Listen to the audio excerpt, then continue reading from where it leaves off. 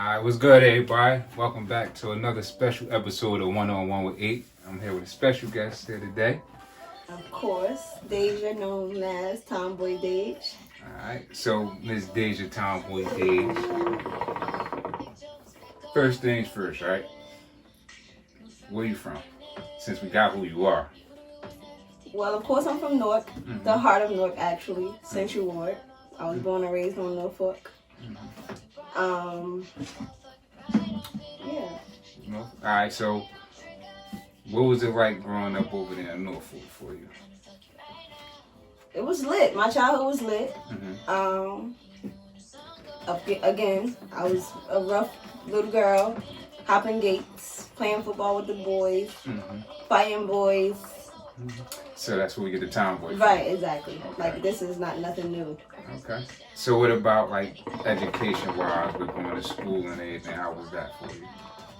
Well, due to my mom being this travel person, like, I went to a lot of elementary schools around town. Started off, of course, with Warren Street. It's not here no more. From Warren Street, I went to Mount Vernon. Then Mount Vernon, we moved down to Georgia. Once my late grandma passed. We moved back up here. Then I started going to Bellsburg. Then from Bellsburg, I graduated 8th grade from Dayton Street. Shout out to my subboy head. Don't overrate the boy, man. Shout out to Seth Boyden, though. We're going to show them love. Yeah. And so then from there, I went to Shabazz. My freshman year, I got pregnant with my first daughter, when she's 14 now. So after I had her, I cried to my mom because she didn't let me finish Shabazz. So she took me out of my sophomore year. She sent me to Barringer because they had the daycare, so it was convenient for all of us. She sent me to Barringer. All right, hold on, before you continue. You cried to saying Shabazz? Yes, I cried. You overrated. I don't care. You overrated the shit out of Shabazz. First of all, Shabazz was not like that. The You Bass crying. was lit. Okay. Bass was not lit. And I was pregnant. The Bass was still lit. Weequay was always where it's at when you come to the South. Anyway, Go ahead. we already know the battle between you and Shabazz. Go ahead. Anyway, yeah, Shabazz was known as the gay school, but still, we was lit. Oh, was it really? Yeah, it was. So, from there, I went to Barringer, stayed in Barringer, graduated with Barringer.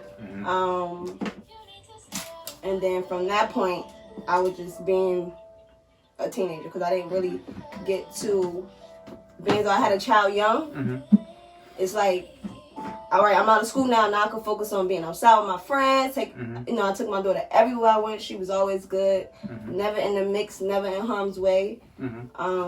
So prior to me leaving high school, I started working part-time. Just so my mom could shut up because I am the only child and she did give me whatever I wanted. But just to be like cool, like, oh yeah, I'm going to work or whatever, I was working at McDonald's at the airport. Now, how long that shit lasted? That didn't really last too long because something happened with my mom and I just left. The supervisor was like, oh, you can't leave. We don't have no one to cover your shift. I was like, well, I'm out. I have emergency at home, so I left. So reason behind that, like my mom was in the streets, and basically when I left the job because they raided our house. Okay. And they raided our house. They locked my mom up or whatever the case may be. And come to find out, they raided the wrong house. So the case got dismissed. She came home or whatever. Make the long story short, it was what it was with that. Okay. So that made me look at life like, damn, being at the wrong place at the wrong time could jeopardize a lot of shit. So, growing up, I think when I got about 20, I wouldn't even say 20, 19. I got like in my first real live relationship. So that lasted about 5 years. Okay. And from that relationship has taught me a lot. Like, not just love, but just like on life, period. Like, I never used to cook. I used to tell my mom, I'm never cooking for a man. I don't never gotta cook. I'm gonna eat out. If I gotta eat out by myself, I'm gonna eat out. So me being in a relationship, it was like, yo, ma, could you cook dinner for me? She's like, what you mean? I'm like, I'm about the food. I need you to cook the dinner for me, and then I'm gonna pick it up. So this one particular day, I did that, and the guy that I was dating at the time, he really thought that I cooked the food, and it was like. So this whole time, you had your mom's cooking for you while he was out or whatever. Right. You get it there. I prepared it like I cooked it. Like I took it out the oven, I put it on a plate, and served it. And it was just like heavy on the cap. I was heavy on the cap. That was my past life. That was your past life. Right, that's my past life. So I can speak about it and laugh about it now because like I have grown a lot. Yeah, definitely grown a lot from that then. Shit, cause I'm telling you right now, I ever walk in, I catch some cat food. Hold the fuck up, man. We gotta evaluate everything. So yeah, so that's what happened. So to touch on that topic, it's like, Dave, you gotta grow up one day. Like, this don't last forever. You gotta grow. You gotta be mature. You gotta wisen up. You got a daughter. You know, for me I'm thinking I'm just gonna have one kid, like forever. Like I don't want no more kids. I don't want to do none of that. So, you know, moving on, or whatever the case may be. Lifetime passes by. You know, I start working. I got a good job. Actually, I used to work myself to death. Like I was working like 2 jobs from 24 to probably like 26. I worked 2 jobs. Just grinding, just getting to it. Yeah, just because I like to find the things. I'm a tourist. I have to let that be known because I rep my sign like it's a game. I mean, yeah, I think if anybody that knows you, like personally or experienced, I'm quite sure they could guess what your sign is. Right. So, you know, I like to find the things. I love to have fun. I'm a big foodie. Even though I'm small, people think I don't eat. It is what it is. So, it just basically like, I gotta get this show on the road. I moved out of my mom's house when I was 18. That was like a total disaster. I don't know why did I do that. Thank you. So, go get your puppy. Hater. We gonna get to who that is soon. Right. So I moved out of the house at 18. That was like a disaster.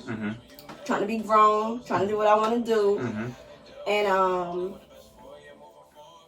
it taught me to be humble and patient because just because you want it right now, that don't mean that it's for you right now. So yeah, and I think instant gratification kills a lot of people, right? Because in life, you get what you put out, and you don't always get what you feel as though you deserve. Right. And sometimes you might, like, we all want things right now, right? Like, I want $1 million right now.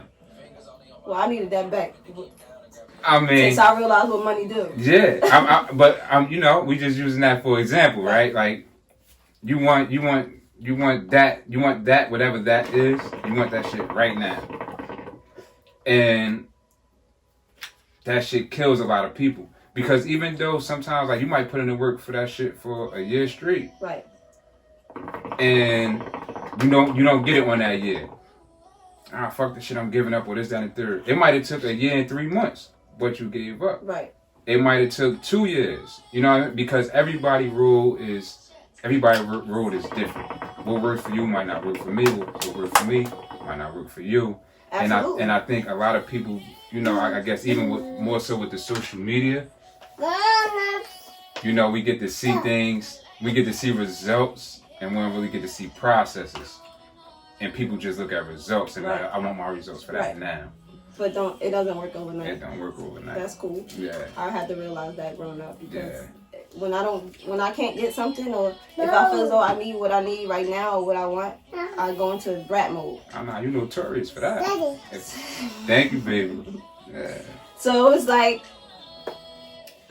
I had to get out of that. Like I was stuck in that stage of my life. Like it wasn't about, you know, oh, I got the nicest clothes, or I'm driving the fastest car, or I'm popping the most bottles in the club.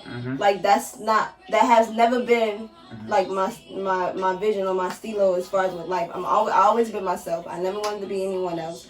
Like I'm not into the whole, social media changed a lot, but if we take it back to MySpace, like MySpace is like, I was more so creative on MySpace than anything, because it's like people don't have that much access to you. So it was like I'm like a big mystery to some people, and I'm fine with that. It's a gift and a curse, but at the same time, it was like that's how I like that's my vibe, and it's not like I don't force it. Anybody that knows me, like, and if you do know me and it's like you feel an ill way towards me, it's for whatever your reason or your opinion is. And I'm okay. That's for you. Right. That's for you. I can't take your ill feelings and put them on my shoulders, right? No, I would never do that. So, and that's why I live the way I live. And people be like, "Oh, you're mean." Then you got people say, "Oh, you just don't care. You don't give a fuck," or "You're too blunt." My thing is like, we live in the United States. It's a freedom of speech, freedom of everything. This is the way we're free. And even with that being said, like, I come from, like we all come from the same place, but I guess for me growing up, it was a little bit more in your face. But it's just like, it's a free country. You do as you will. You say as you will. Right. And your karma behind it is your karma behind it, right? So it's just like. But can I stop you? I just think I don't really per se with karma. Like karma is not really real to me, because I know some of the coolest, dopest people that's put out good energy, great energy, but they have bad stuff happen to them or anything of that matter. So I just feel like karma is really just, it's a man word. It's a man-made word. Yeah, and how I see karma is, I guess you could say optimistic view on karma. Yeah. Or you know what I'm saying? Because I feel as though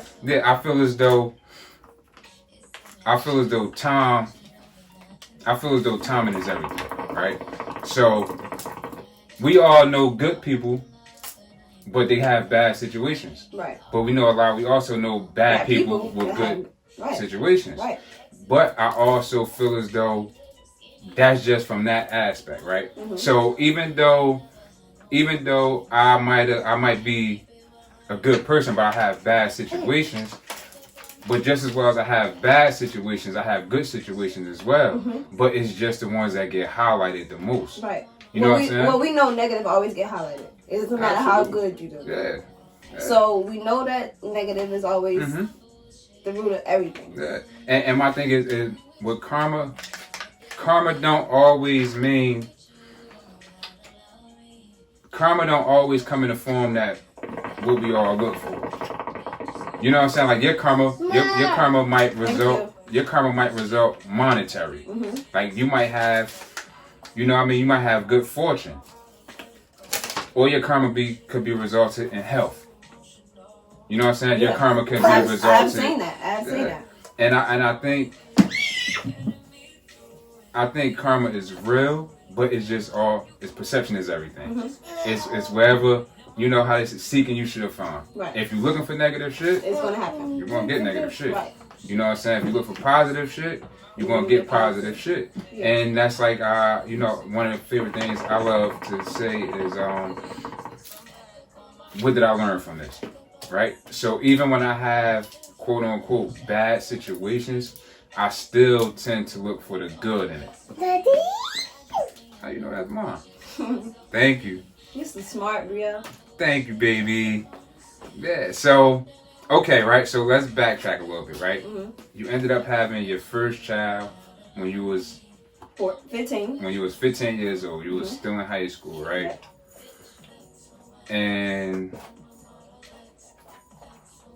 how did, okay, what was the effects of having your first child? Like, how did you, kind of manage that at a young age? Like, how was that for you when that reality hit you? Well, I think it affected me a lot. Absolutely. Because I had plans. And, you know, before I found out I was pregnant, because I hid it for at least 4 months. I didn't even know. And I was trying my best, you know, to, you know, get an abortion, whatever the case may be, because I didn't want my mom to find out. I was a track star at the time. Shabazz gave me the White Foundation. I had a scholarship with the White Foundation. They was going to send me to boarding school my sophomore year. Okay. So once I got pregnant, that happened. They found out. It was just like, everything was just like, no. The whole world go upside down. Yeah, it just went upside down. It was just like, wow. Like, I didn't ask for this, but it's here. So I got to deal with it. And I still wasn't a woman then. Like, of course I got a kid. I'm like, all right, I got a kid. I dress her nice, do her hair, take her with me. That was about it. But, like, when it was time for me to, like, take her to doctor's appointments, you know, sleepless nights, she got sick, you know, all that. All the shit that you don't really hear. Like, you can hear about it, but until you experience it. But my thing is, me being a kid and a teenager, it was like, I shouldn't be doing this right now. Yeah. You should be, you deserve to be a kid. Yeah, I should be doing even though I did what I wanted to do, but it was just like, it was a hole in it. And I had to do it. I couldn't do it, like, per se, like, oh, well, you're a mom, you can't do certain things certain ways. So it was like, they looked down on me if it was like, if I wanted to do what I want to do. Because I think at a young age, it's not for you to settle down.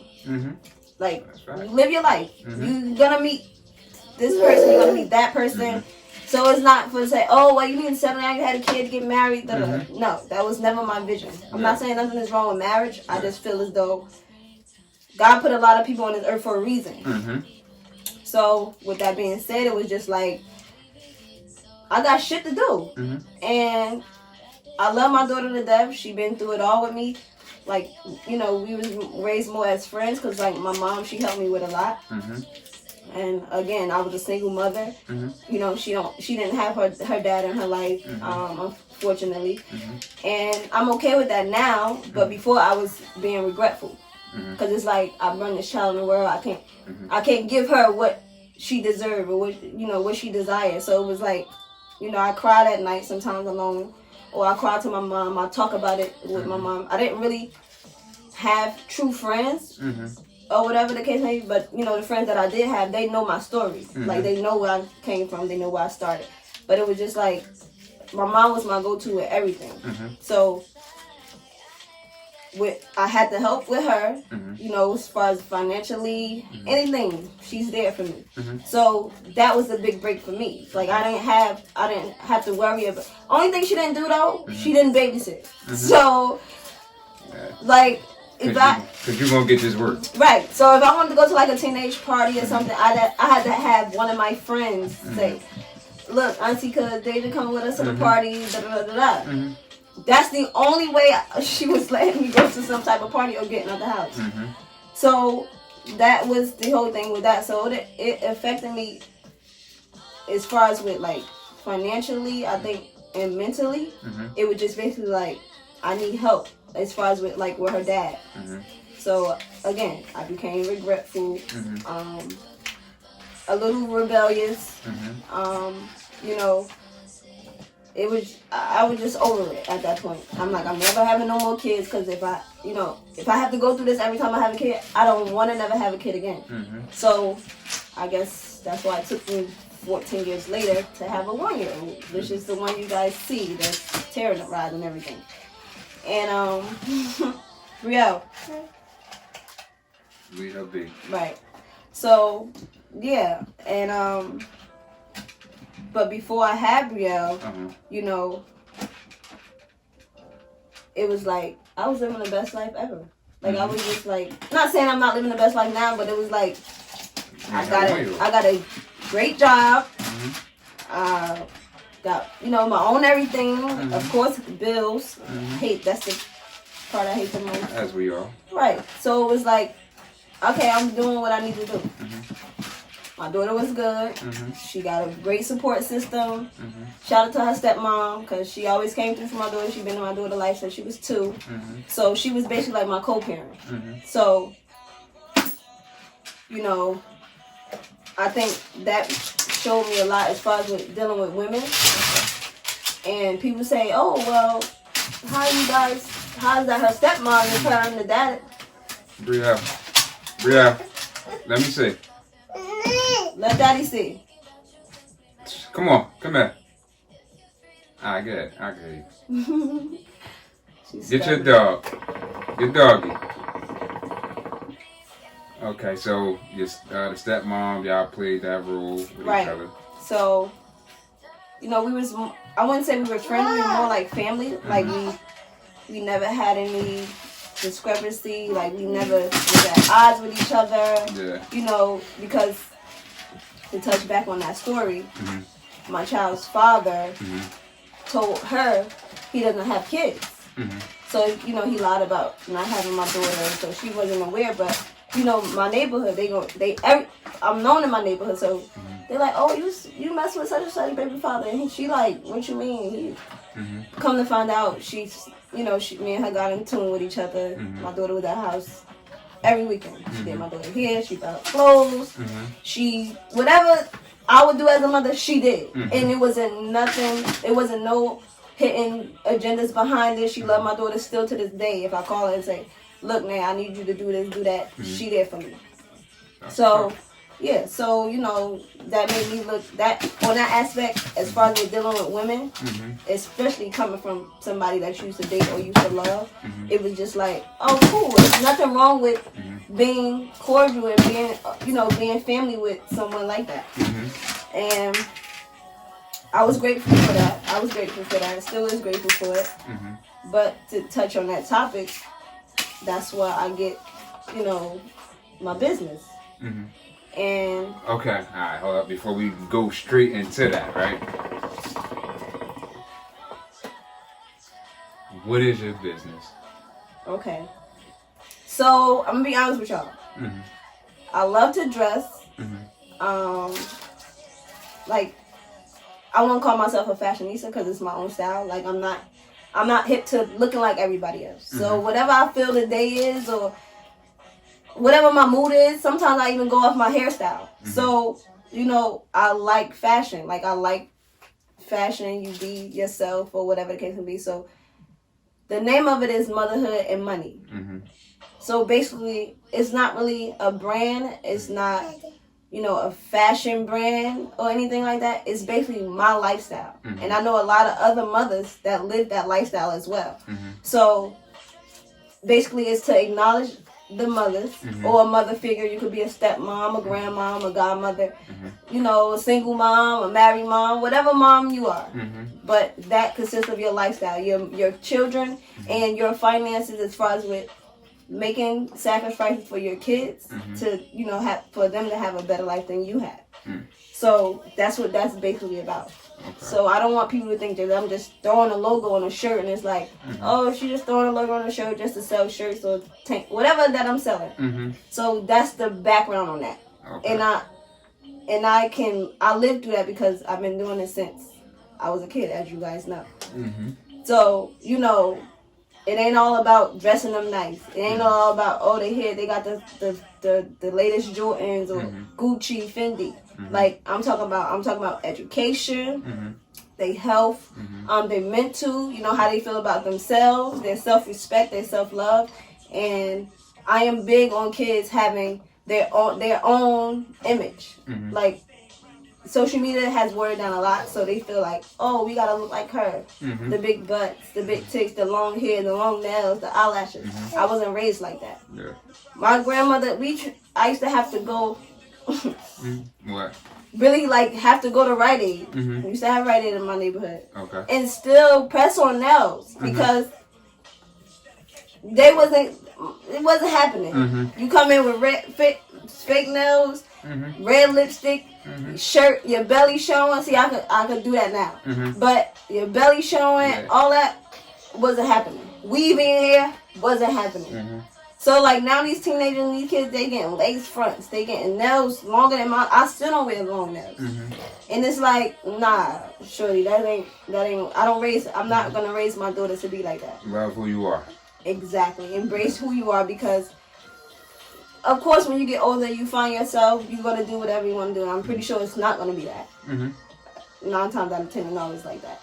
And that's why I said, hey, let me acknowledge the mothers, because we don't get a lot of recognition. Like, people say, oh, yeah, you're a good mom. And then it's like, all right, push it to the side. That's what you're supposed to do. Yeah, it's supposed to do, but at the same time, we sacrifice more than a regular person would. I'm not saying fathers don't, but like mother, we're the sole primary girl. It doesn't matter if you're a single dad or not. Yeah, but a mother is always going to be different from a father, just by default, because of the whole element of it, from carrying a baby to, you know, having to push it out, to having to, you know, just the whole life aspect of it from the rip. And, you know, most of the time, women don't get the proper credit that they deserve. No. And in light of everything that we've been seeing go on in the world right now today, right? I think I think we're going in the right direction more so now, you know what I mean, than we ever have, especially with you know, putting a black woman first and letting all of y'all know how important and special that all of y'all are to us. Right. And you know, with a brand such as this, with Motherhood and Money, it's definitely, you know, it's definitely much needed, especially for an inner city such as North, right? And I already know your ultimate goal is to take it outside of this city, then to take it outside of the state, I wanted to be global. then to take it, however far you can take it. Right. And so let's talk about what inspired you to start Motherhood and Money. Well, I think from seeing my mom going through everything, as far as with her being in the streets, you know, we was homeless before, from her going to the feds, with me being the only one there, at every visit, every phone call, every payment, I had to deal with that. So it was like, if sometimes people say, oh, I don't want to have no more kids, or why did I have a kid, or, you know, that's how I used to feel when I had my daughter. So it's like, honestly, if I wasn't here for my mom, it wouldn't went that way. Like, she'd be in there, she'd be fucked. So, and it's not that I had to do it, because I want to do it. That's my mom. I'm going to make sure she's good. And it was like, I took on that responsibility. And, of course, it's like, damn, that puts a lot on me. I still got to be a mom to my kids.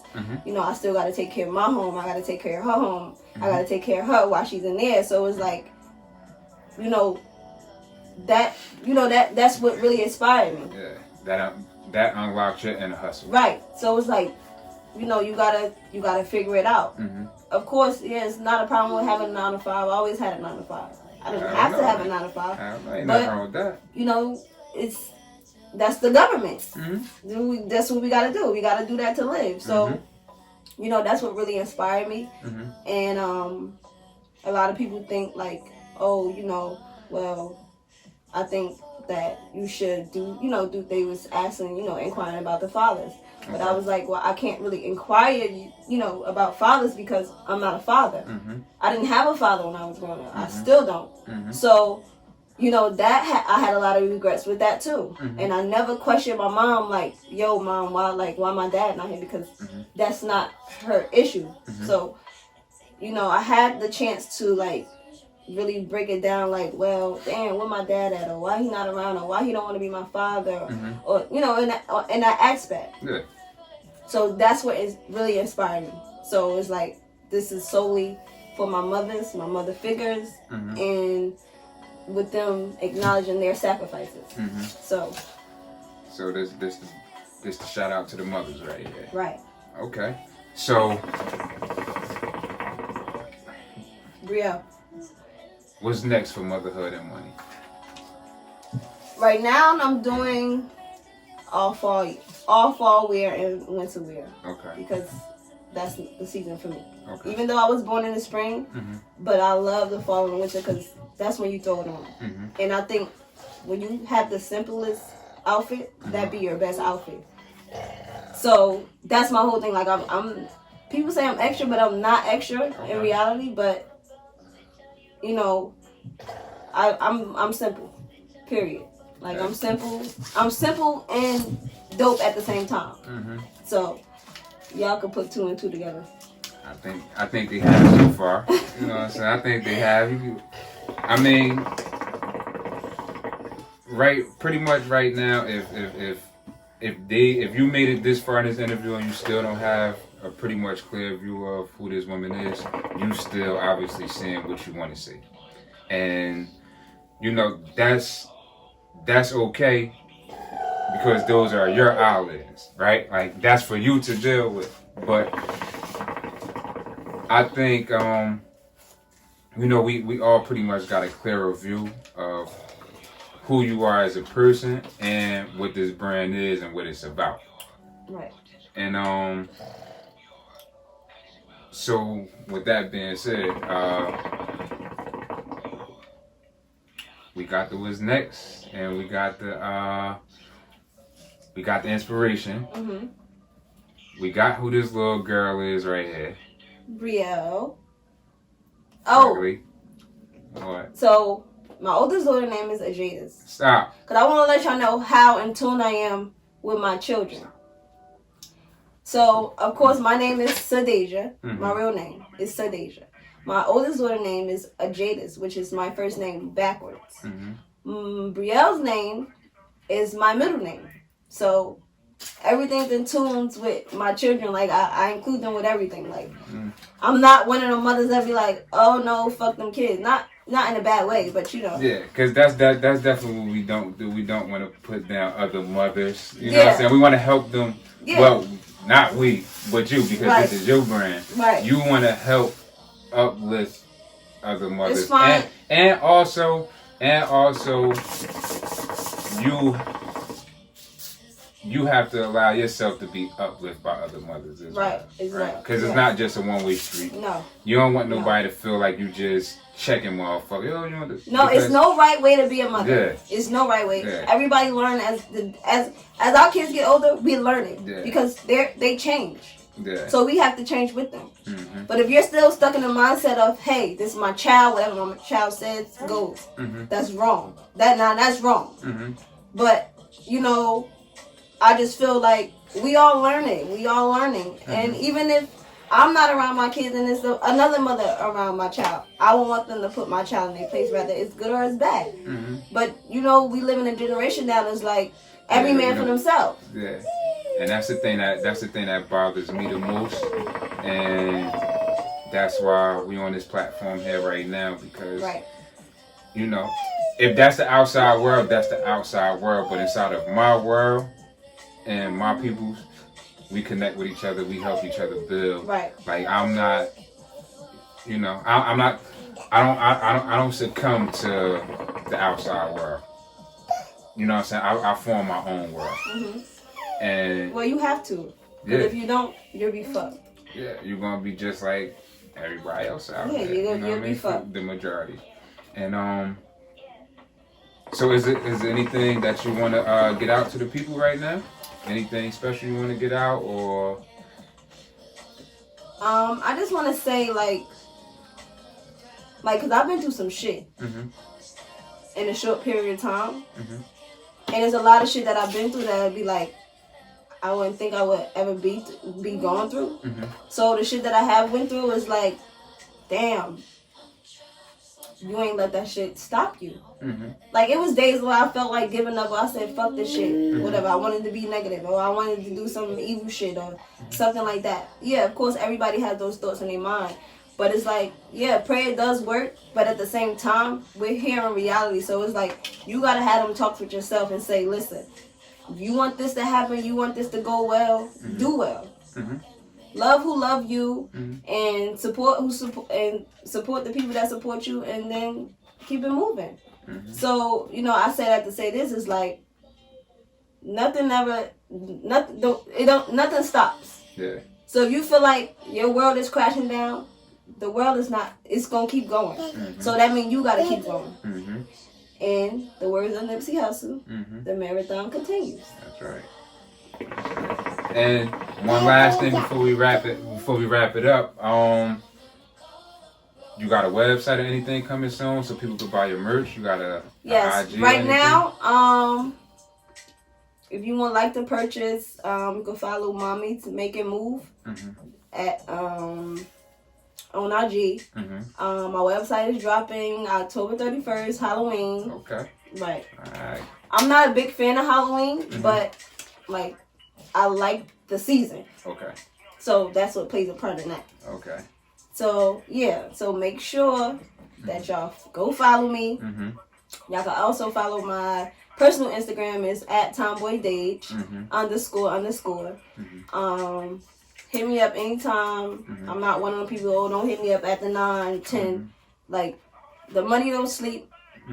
I'm gonna go to sleep, but I'm gonna wake up. I'm gonna respond back to y'all. That's right. I appreciate that. That's right. And you want to give them that website one more time, and when it's dropping?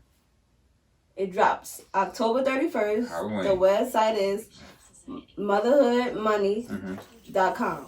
Motherhoodmoney.com. Yes. Alright, so y'all heard it here first, man. Motherhoodmoney.com. That shit coming on Halloween, October 31st, spooky. man. It's gonna get spooky. Alright, so Tomboy Dave, I want to thank you for coming through. Brianna, you want to say hi? You want to say anything to the camera? No. No? Alright, yo, to the next one, yo. We out.